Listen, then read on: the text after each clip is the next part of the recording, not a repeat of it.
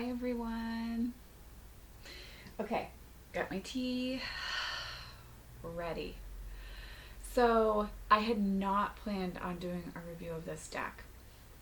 In fact, I wasn't even gonna get this deck because you guys know how I am about Colette Baron Reid. Like, I'm always like, oh, I want to love her, or I kind of actually don't want to love her because sometimes she's very, well, she's Hay House. She's like a very like kind of new agey, um, like I don't know how to describe it completely, but I don't. I I like to be. There we go, generic. That's the word. Sometimes I feel like Colette comes across as being a bit generic, or that kind of typical idea that we have of a psychic medium. Even though I like her and I think that she is actually a psychic medium. But I'm always like pushing against myself when it comes to her stuff. Like, I will try not to buy her decks for as long as possible, and then I always end up fucking loving her decks. So I don't know why I do it to myself. So anyhow, Nick and I, my partner, were looking for a new deck to share together. And I saw that the Mystical Shaman Oracle had just come out. And a lot of you know that I am a shamanic Reiki teacher, and I work a lot with the Native American and the Mayan wheel, as opposed to the traditional Celtic wheel of the year, etc. And I really feel an affinity for Native traditions and that way of looking at life as a spiritual experience. So I was very excited when I saw that it was not just her, but also Alberto Villoldo and Marcella Lobos, and I apologize if I say mispronounce either of their names. And Jenna de la Grottalia does her artwork, as she has for all but one deck of Colette's. So now that can be a good thing for me, and that could be a not so good thing for me. Oh my god, the second, I think it's the second Colette deck. It's not Wisdom of Avalon, it's the one that comes after that. Wisdom of the Hidden Realms. Jenna, that was her first deck with Colette, and I don't love the artwork in that deck, and I think I've done a review years and years ago talking about that. It's just, first of all, okay, this is obviously going to be a rambly video. So first of all, the cards, too much of it is border. Like, it's like shaped like an arch, and so you only get like this much of a picture on a card this big, and I find it to be incredibly frustrating, and I don't appreciate that. And also at that point with Jenna's like photo manipulation and the work she was doing with her photos, as far as like in Photoshop and all that good stuff, I wasn't loving how it was looking. Then when she did the Wisdom of the Map, or the, Enchanted Map Oracle, and the Wisdom of the Oracle, which is right here, I feel like Jenna got like sharper. Her work got sharper, and it felt less like, sorry, sun guys, cheesy photo manipulation, if I can be very honest with you, which was some of my experience with that Wisdom of the Hidden Realms, even though that deck reads like a charm. I mean, all of Colette's decks are super easy to read. Like, if you're new to working with cards as forms of divination and personal work, etc., her decks are great to start with, because to me at least they're super easy to read, super clear, and they're to the point. So you can definitely meditate and journey with the card if you want to, but in a few minutes of really sitting with the card, you usually get a very clear feel for the card and what the message is. And so they're nice for every day, because you can draw, you can sit with it for a few minutes, journal if you want, and then you can go about your day. So to me, they're awesome. They're also awesome clarifying decks, etc. So anyhow, Enchanted Map and Wisdom of the Oracle, really, I love both those decks. They're very clear, they're very concise, and they are in general lovely. Not my photo manipulation is not my favorite thing, but I get it, and I get that it's really popular, and those two decks, that it doesn't really bother me at all. The guidebooks are awesome. Colette does really good guidebooks. Like, she puts intention behind her decks. She's not just generating decks. Like, she really does. You can tell she loves creating them, and she takes it very seriously. So then I got the Good Tarot. I'm doing my history of Colette decks right now.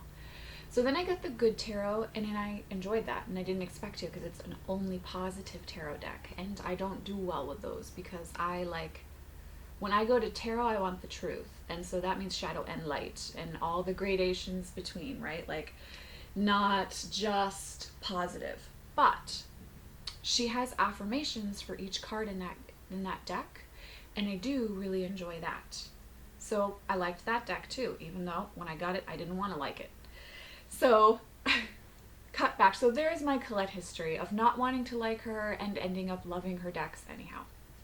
So not that I don't want to like her as a person. I just mean that kind of like, and Hay House is awesome, guys. I'm not knocking Hay House, but that kind of like only positive affirmation feeling that you get from a lot of those things, it just doesn't speak to me personally.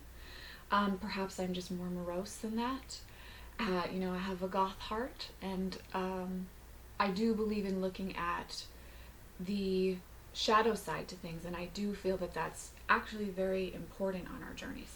So, anyhow, and to me, Colette's kind of tied in with that feel, even though, and I have read a couple of her books, and they're great books. So, anyhow, not knocking Colette. Actually, I love her. You all know it. I don't want to sometimes, but I really actually do love her. So, we're looking for a deck for the altar, and was putting together one of my last book orders for Made on Earth as I'm leaving working there, and saw the Mystical Shaman Oracle, that it was now out, because I had looked at it a couple months previously when it was still on pre-order on Amazon, and I was like, I'm not going to pre-order it because I don't know how I'm going to feel about it. So I was putting together my last book order for the store, and saw a little write-up in the distributor's catalog, and I was like, oh, it's out now. Like, I don't know, I think I'm going to order it. And I actually did something I rarely do, which is I hit the buy now button on Amazon and bought it right away. I didn't wait for it to come into the store. I just bought the deck, because I was like, I don't know, this feels right. I had, sent a message to Nig, and I was like, boom, we're doing this. So we did it. So then I started having buyer's remorse, as I always do with Colette's decks before I get them in my hands, because then I was like, oh no, this is not going to be, like, I have such a, my first teachers were medicine women, and so I really have a very, and this isn't always a good thing, but a very, there's a feel for shamanic work that I really identify with, and if I come up against things that are labeled as shamanic that don't have that same feeling of integrity and presence, I do tend to not handle them well. So I started worrying, telling you guys the history of this before I even get into the review, because I love this deck so much. I was really, really worried. I started to have remorse and wished I had watched a few reviews online and sat with it for a couple days before I just hit the buy now button. It's also a little bit pricier. I think I paid I don't know, usually I pay $16 for a Colette deck. I think I paid 25, 23, somewhere in the early, early or low 20s range. So the deck gets here. Amazon says it's going to be here the next day, and it took 2 days, which, what's up with that? But side point. So the deck gets here, and the first thing is that very different packaging for Hay House, and I lost the cover to the front of this already because my son Vincent was in love with the sleeve. So it comes in this, there's a sleeve over this that says Mystical Shaman Oracle with all their names and, the usual thing. You'll be fine not seeing that. But it's a Hay House, which typically comes in that little box that's just the size of the deck. I mean, it's a nice sturdy box, but it's not like a Blue Angel experience. And I think with this, Hay House has realized they have some competition and is going for a little bit more of an intensive fan experience, or customer experience. They want you to feel a little more special, I think, with this one. And also, this is a higher end one because Colette's decks do sell so well. I mean, again, what she puts into it shows, and I have to give that to her, and I will give that to her. So, it's a really nice sturdy box. It's bigger than a Blue Angel box, and it's really nice. You can see it's nice and wide. Like this I am not getting rid of. The sleeve I did let Vincent have because, you know, hey, you gotta do that. Made him super happy. So, I think it was super fun to open it up with my guys. Like it was an awesome experience to kind of share it all together. But that's a side point. So you open it up, like I love this. You open it up and it says, before there was time, before there was language, there were the sacred symbols. So as you can imagine, we're talking about shamanic symbols, and also, I digress, this is more Mayan, Aztec, South American shamanic language than it is traditional North American, Native American. So I just want to clarify that for you. It's got this really gorgeous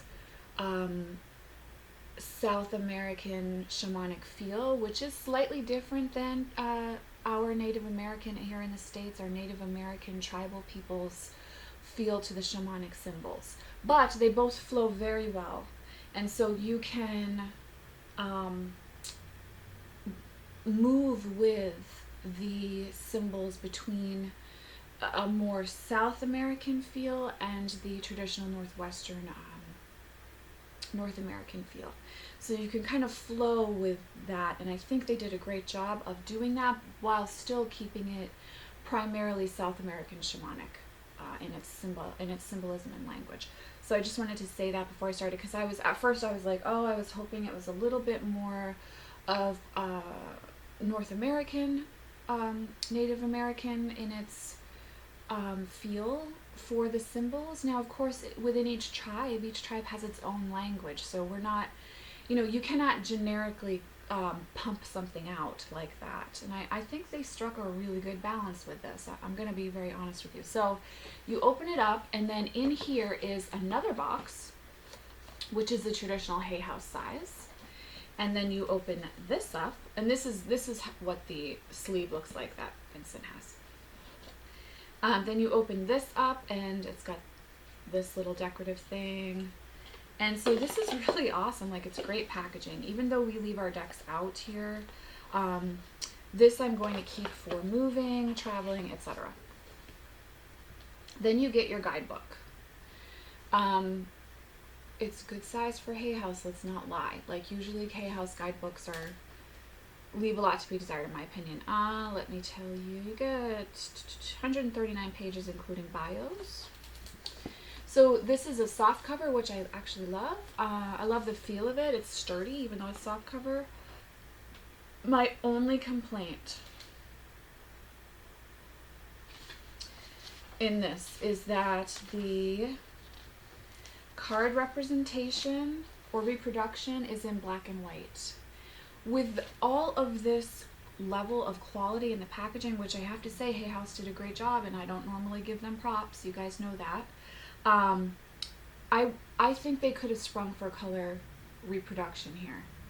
I just do, and I actually would have really appreciated it, because as you can see with the guidebook meanings, we don't have a ton. This is not Phantasmagoria, so, but it still gets the job done beautifully, so I'm not saying that anyway, but you can see that we don't have a ton of description, and I would have loved to see the colors in the reproduction here so that I could cross-reference that while I read the meanings on the other side.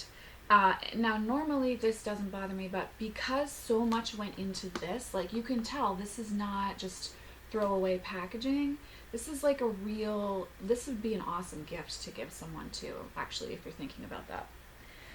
I was expecting more as far as their color reproduction in the guidebook, but, okay, understood, it didn't happen, they didn't do it that way. That's my only complaint about this deck, is that those aren't color reproductions. There's a very short introduction, very short traditional Hay House, like short and sweet. Brief introduction, here's how to work with the deck. The important thing with this is the deck does use reversals. And when you go to read your guidebook meaning, there'll be the first paragraph, which is the essence. This tells you the key word meanings of the card, the basic meaning, the timeless meaning to it, and talks about the symbols or symbol that's included in that card. Then you have the invitation. This tells you, and I'm going to read this part from the guidebook. The invitation tells you the gifts that Spirit is extending to you at this moment. It is a call to action. Read the invitation only if your card is upright. So you will pretty much have to use reversals in this deck unless you are a seasoned enough reader that you can understand when your card is in shadow, even if it's upright. The medicine tells you the aspect or area of your life or relationships that you need to bring into balance and repair. Read the medicine only if your card is reversed. Remember, there are no bad cards, so reversed cards should not be avoided. In fact, you might want to see this as extra help from the unseen world to guide and protect you. So that's what you're looking at with these 3 different meanings. And then they have basic card readings and 1 4-card spread, which involves the medicine wheel, the 4 directions. Then they get right into the card meanings. So there's not a lot of sweet talk in here. And I'm going to show you this one. The Andean Cross here, card number 2. See how you have the essence, the invitation, and the medicine right there? And those are your meanings. So like I was saying, this could work into a daily practice. If you have like a 5-10 minute morning practice, this is a great deck for that, because you can draw your card, sit with it for a sec, go to the guidebook. You have a concise explanation, something that you can look at really quickly, but still carry a very clear and concise message. I mean, Colette's very good at giving you a meaningful explanation and meaning, a meaningful explanation, let's go with that, in a few short, sweet sentences. And yet it's still impactful, you still feel it. And she definitely did that with this deck. So this is really great. And I know it's not just her, Alberto and Marcella also did this too. But they feel like one voice talking in unison. They did a great job with that. You can't tell when one of them is saying something and the other one is. They worked really well at blending that. So the guidebook is great. $16.55, and I still haven't shown you any card images. Okay, so here are the cards themselves. This is pretty much a typical, let me double check this actually, it's pretty close to Colette's usual size, a little bit bigger. My favorite thing is that they finally listened and there are no borders on this deck. You guys know how happy this makes me. Like, I can't even, there are no words. It's a deal. So I'm going to show you some card images now. No borders. I love it. I love the feel of this deck. And now, now Nick, what really stuck out to him as he was looking at this are how Jenna worked sacred symbols into the backgrounds of the images, and you can barely see it. Like, it's very imperceptible, but it's there. Like, it's barely perceptible. Excuse my inability to speak English today correctly. It's barely perceptible, but it is there. And there are like layers on top of layers on top of layers. And Jenna has been over the years really like she's honed her craft. I have to say, there isn't a card in this deck I don't like. And this is typically not my happy for artwork. You can't really see it because my camera. But you can get a feel for the layering that's going on. Do you see that? And it's very seamless the way that she transposed the pieces that she added to the image, and it does not look clunky at all.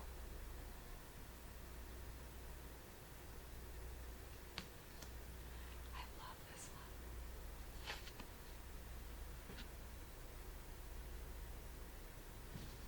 one. Like I said, there is not an image I don't like. You've got the elements represented here, so if you're an elemental witch or someone who brings the elements into your spiritual practice, you are going to love this deck.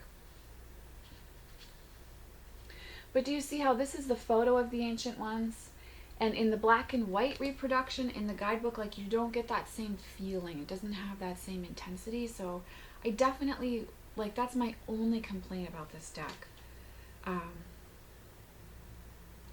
There's the Vision Quest. This one. Oh my god, I love this one, the Serpent.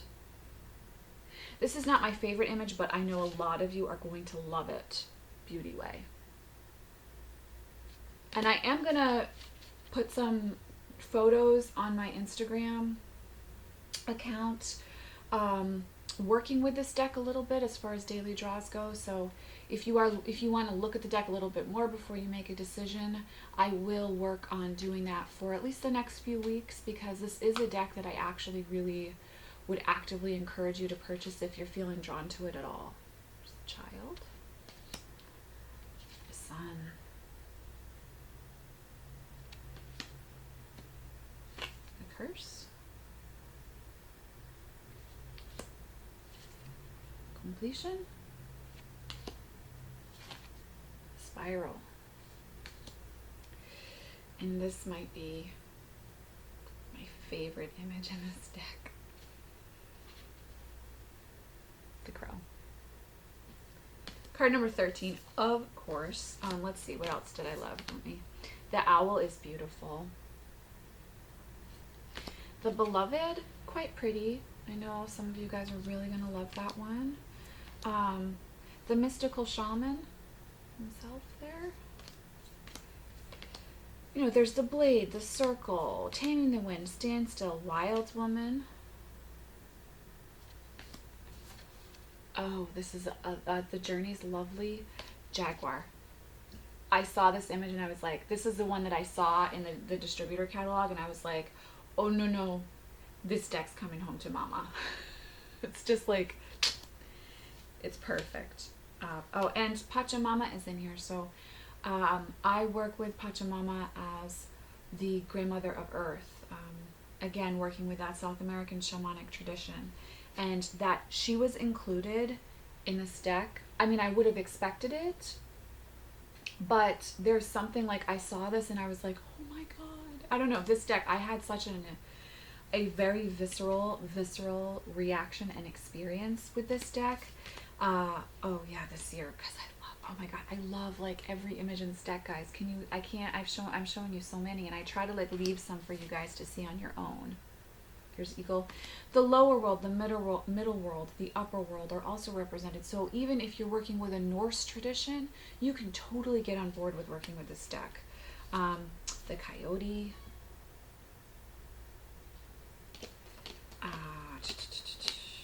Because I don't want to show you everything, but there is one other, the Giveaway, the Drum, the Tree of Life, the Gatherer, the Sacrifice, the Rainmaker, Soul Retrieval, Ghost Dance, Thunder, the Sorcerer, and the Witness. This deck is just really special. They did something unique and very intentional with this deck. And like I said, so the deck came, my family was all here, we opened it up together and worked with it immediately. Like all three of us were just like, yes, we are feeling this deck. And we all drew cards that made perfect sense for where we were. And we were able to like have a discussion about it, really sit with it. And then we knew from there what altar the deck was going on and how the deck was going to be worked with in our house. And it felt like the deck was a member of the family already for me. Like I was amazed at how powerfully I felt this. The only other deck that I've had this powerful of an experience with as quickly, as you all know, is Tarot of Vampires and the Isis Oracle, where it's just been like, this is one of my decks. So this is now the third deck I have where it's that powerful of a connection. And what I actually am going to do is get a second one for clients and have this one just be a personal deck for my family and I. When I have a deck that I connect with that much, I like to have multiple copies anyhow. I mean, you guys know this, I'm a Taurus. So that when the deck goes out of print, I'm not going to be in trouble 15 years down the road when it's not as popular. And also, I like to have multiple copies because wear happens. But also when I'm reading for other people, I don't always want that energy connected into my family's energy. So this is something, if you're a reader, you know, I would love to hear what other readers think about this, how they feel about this, if they feel the same way as I do. But I like to kind of separate that out because to me that family energy is very sacred, and I don't want the more, in some ways it can be a little more intense client's energy when it comes into the deck, and yet it also leaves quickly. And I do a lot of saging and clearing of the decks that get worked with clients a lot. Whereas with the family deck, it only gets saged very intentionally when it's time to, because I like the hum of the collective energy in the house to be in the deck. And when I say hum, I really do feel it as a hum in the deck. So it's like that delicious sound of the bees, you know, in the flowers in the summer, which I am like, I'm not a summer person, but it's been so bloody cold here in Maine, and I just am ready for it to be warm. So thinking about the bees is making me happy. This is the backing to the deck. Not my favorite backing, but I rarely like the backing to Colette's decks, so I was not attached to that at all. I think it does represent the elements very well and the wheel very well in that image, though. So I think they did a great job. I highly recommend the Mystical Shaman Oracle. I love it. I am having a huge connection to it. I will be using it in more videos. I'm going to use it on my Instagram as well, do some more photos with it for you guys, and talk a little bit, you know, do a little quick kind of like card of the day thing like I used to do years ago with it, and you know, really let it become a part of my life in the same way that Tarot of Vampires and the Isis Oracle have. It's interesting because you just don't come across decks that have that much intention to them all the time. So when you find one, it's like you want to share it with everybody. And the hysterical thing is not everybody's going to have that experience with it, which is why I love the fact that we have so many decks out there. But this one is just really, really special. And I think really intentional and powerful. And I am very excited to see the connection with the deck as time goes by, for me personally, but also for other people too. The way that it will kind of meld itself into lives. It's very exciting.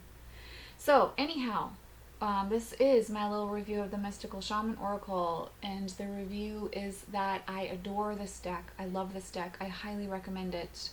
The packaging is great, so it makes an awesome gift for someone. If you've got someone who, or if you are new to alternative spirituality, a different path, you're trying to find yourself, figure out who you are, what you believe, connect more to the elements, connect more to the earth, feel more in line and in tune with nature. This is a beautiful deck for that. It's also non-denominational, so you don't have to believe something to work with this deck. You can just be open and approach it that way. The artwork's lovely. So if you're a collector or you're gifting this to someone who collects decks, it's gorgeous. I had talked for 30 minutes about this. So I will surrender and let you all go. If you've lasted this long, I give you kudos. So anyhow, highly recommend the Mystical Shaman Oracle. It's a beautiful deck. If you have children as well, it's a wonderful one to work with your kids with. I have a 5-year-old and he loves this deck. So I'm wishing you all much love, many blessings. I'll see you in the next video.